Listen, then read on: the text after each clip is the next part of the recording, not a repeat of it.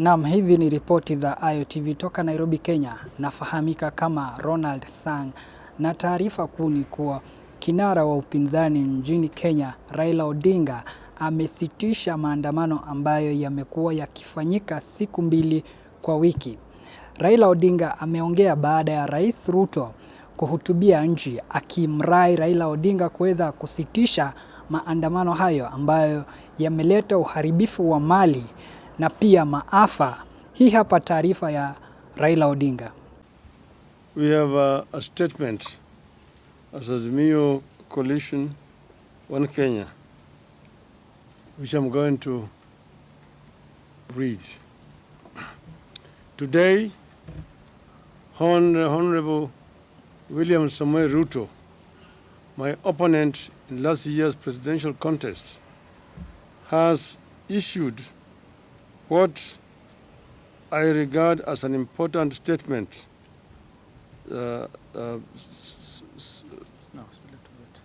Sorry. Down a bit, yeah. Last year's elections has issued what I regard as an important statement since the election. We have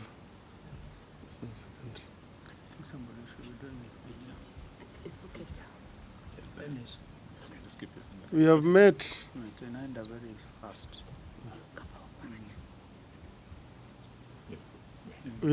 and listened to a diverse group of Kenyans, including religious leaders from all faiths, about the crisis facing our country today. They have implored us to give dialogue, especially during these holy periods of Easter and Ramadan. It is in this context that we make this counter-offer to Hon. Ruto's call for dialogue. Mr. Ruto has asked me and Azimio to enter into a constitutional, open-ended and binding dialogue with his government to find a resolution to the issues that we in Azimio have raised about the last year's election and the key governance and the cost of living issues facing our country. As Kenyans know, we disputed the 2022 election results declared by the then IBC chairman, Wafula Chebukati, and a minority of 2 commissioners, against the express decision of a majority of 4 commissioners to reject those results. To our consternation, the Supreme Court unfortunately agreed with the IBC. We refuse to accept the ruling of the Supreme Court as biased and lacking in proper jurisprudence. Since then, we have widely consulted with the people of Kenya throughout the width and breadth of this great country of ours. We have held rallies and more recently demonstrations in Nairobi and elsewhere. We believe that the people of this country understand the danger we face as a country. In our view, elections are sacred because they must represent the true voice of the people. We have raised the key issues that we face as a country, including the electoral injustice, the cost of living, the legitimacy of the IBC, the opening of the server for a forensic audit, the savage attacks on media and innocent civilians by the police, and the viability of our democracy, including buying off of members of parliament. We have said that members of parliament, once elected in political parties, must carry that mandate for the rest of the life of that parliament. I believe that Kenya is today facing its worst crisis in decades, out of which we could recover or go the way of other failed states. As leaders, it is our responsibility in Azimio,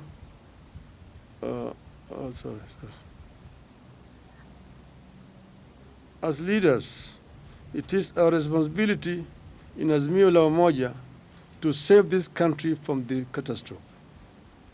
We as Azimio la Umoja have resolved the following. 1, we acknowledge Mr. Ruto's olive branch for a dialogue on key issues raised by Azimio la Umoja. To us, this is a positive development.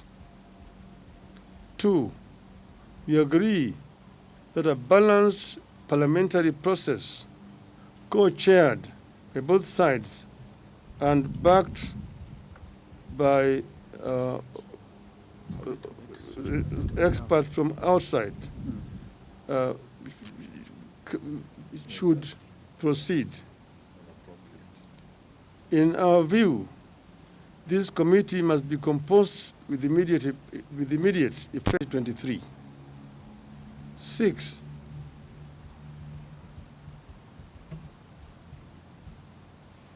but in doing so, we want to emphasize that the right to assemble, to demonstrate, petition, and to speak are ironclad as provided for in our Constitution.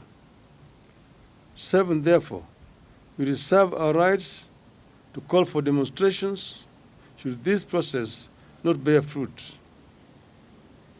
Should there be no meaningful engagement or response from Hon Ruto to our counter-offer, we resolve to resume our demonstrations after 1 week. We have said several times that demonstrations, picketing, processions, petitions are enshrined in our Constitution, and therefore they are not criminal.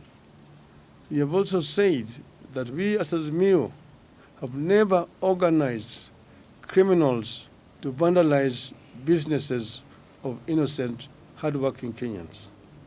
This is the work of our distractors.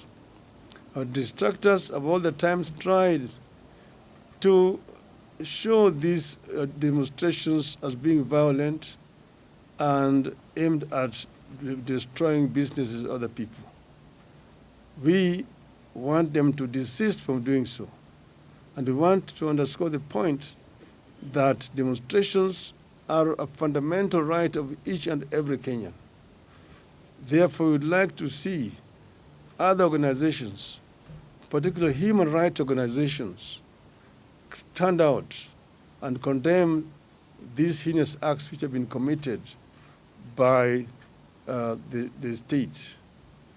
There have also been excessive use of force by the police. Police officers are meant to keep law and order. But if you find a situation where police officers are using live bullets against unarmed civilians, it is of course basically a reckless police force which wants to cause life which they are supposed to protect. We actually protest in the strongest terms possible about this violation of the fundamental rights of our people. We say that we are ready to embrace dialogue and that we will engage as long as Mr. Ruto and his team are ready to engage. We as Azimio are ready because we want a peaceful resolution to the differences that we are having in this country. We want to strengthen our democracy. We want our election to have meaning, that how Kenyans vote is actually what is eventually announced by the Electoral Commission. And we have also said that we do not want to see the 4 commissioners who had said no to be sacrificed.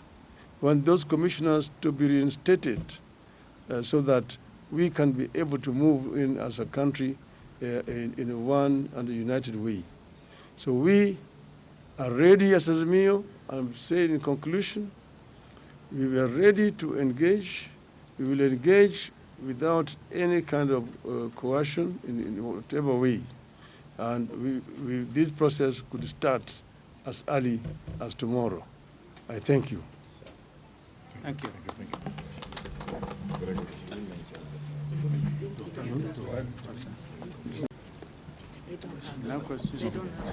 Fantastic. Do you have any questions? Yes. No, they don't. My name is Brian Mushiri from NTV. What is your position on the cost of living? Because there are some who engaged in the weekly protest because of the high cost of living that the country is currently experiencing. That is contained in the statement. You have stated clearly as one of our irreducible minimum demands.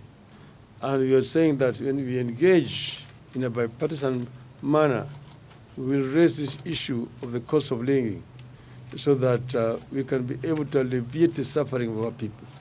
You have said that at times like this, we should go back to subsidies which are being applied by the former regime so that the cost of living can come down to the majority of our people.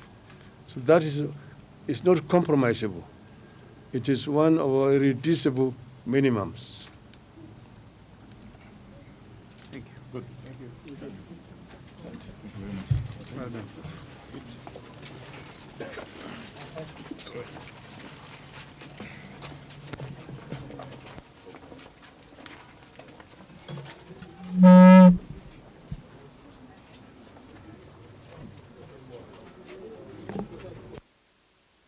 Nikiripotia Ayo TV toka Nairobi, Kenya. Jina langu ni Ronald Sang.